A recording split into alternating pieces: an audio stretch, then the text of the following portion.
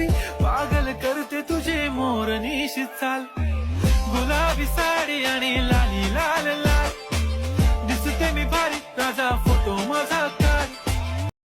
আসসালামু আলাইকুম। সবাই কেমন আছেন? আশা করতেছি আল্লাহর রহমতে সবাই খুব ভালো আছেন। আলহামদুলিল্লাহ আমরাও খুব ভালো আছি। এই যে সকালে খাওয়া দাওয়া শেষ করে এখন চলে আসলাম আম বাগানে আম খাওয়ার জন্য। যেহেতু আমের রাজ্যে এসেছি, তো আম না খেলে কি হবে? তাই এই দেখেন আলিপ উঠে গেছে এই গাছে, আর এই সাইডে নয়ন উঠছে আরেকটা গাছে। ও এখন আমাকে আম পেড়ে দিচ্ছে। এই দেখেন, মাশাল্লাহ। এই হচ্ছে প্রথম আম খাইছিলাম আমি, এটাই। আর ওইখানে বললাম যে দেখো আরেকটা আম আছে, তুমি ওইখান থেকেও ছিঁড়ে নিয়ে আসো।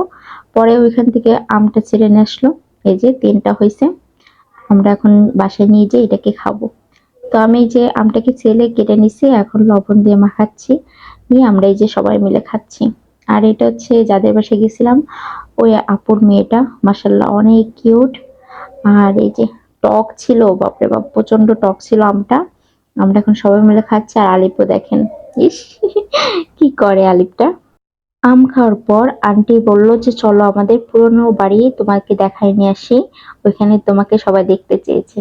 তাই এই যে আমরা পুরনো বাড়ি চলে আসলাম, আর এসে দেখি এখানে কবুতরের মানে কবুতর আছে। তো আলিপ এখান থেকে এই যে কবুতর ধরতেছে। আমি বলতেছিলাম যে ধরো না, কারণ ঠুকাবে। কারণ এখানে হচ্ছে সব বুড়ো কবুতর গুলো আর হচ্ছে বাচ্চা হয়েছে।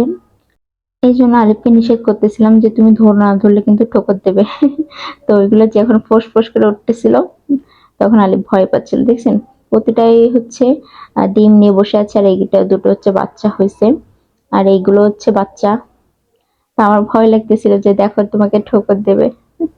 আর এই যে ও শুধু আমার পিছনে পিছনে ঘুরে বেড়াচ্ছে, বলতেছে মামি মামি, ঘুরতেছে আর মামি মামি বলে ডাকতেছে। তা আমি বলেছি আসো তোমাকে আমি কবুতর দেখাই। আর এইদিকে আর মানে আপুর আরেকটা মানে বড় মেয়েটা, ও আমাকে আরো একটা কবুতর এনে দিচ্ছিল। আমি 3টে একসাথে ধরতেই পারতেছিলাম না, উড়ে চলে গেল লাস্টে। তো এই যে ও দেখেন বলতেছে মামি আমাকে টিপ দিয়ে দেন, তো আমি ওকে একটা টিপ দিয়ে দিলাম। আর বলতেছি তোমাকে অনেক কিউট দেখাচ্ছে। মাশাল্লাহ অনেক কিউট বাবুটা না? আমি এখানে আসার পর অনেক ভালো লাগতেছিল, কারণ আন্টি আঙ্কেল তারপর আন্টির মেয়ে, মাশাল্লাহ অনেক ভালো তাদের ব্যবহার। আর আন্টিদের বাসা দেখেন আম কাঁঠাল দিয়ে কোনোটাই ওনাদের কিনে খাওয়া লাগে না, গাছ ভর্তি দেখছেন কাঁঠাল, মাশাল্লাহ কি পরিমাণ কাঁঠাল হয়েছে, ওনাদের তো কাঁঠাল কিনেই খাওয়া লাগবে না। আমাকে বলতেছিল যে তুমি কয়টা নিয়ে যাও, তার বলছি না থাক নিবো না। দেখছেন মাশাল্লাহ কি পরিমাণ কাঁঠাল হয়েছে। আন্টি আমাকে বলতেছিল যাও কাঁচা কাঁঠাল নিয়ে যেয়ে তুমি ইঁচড় রান্না করে খেয়ে আনে। তা আমি বলতেছি ঠিক আছে, আপনি নয়নের কাছে পাঠাই দিয়েন। তাই না? কি সুন্দর কাঁঠাল, মাশাল্লাহ।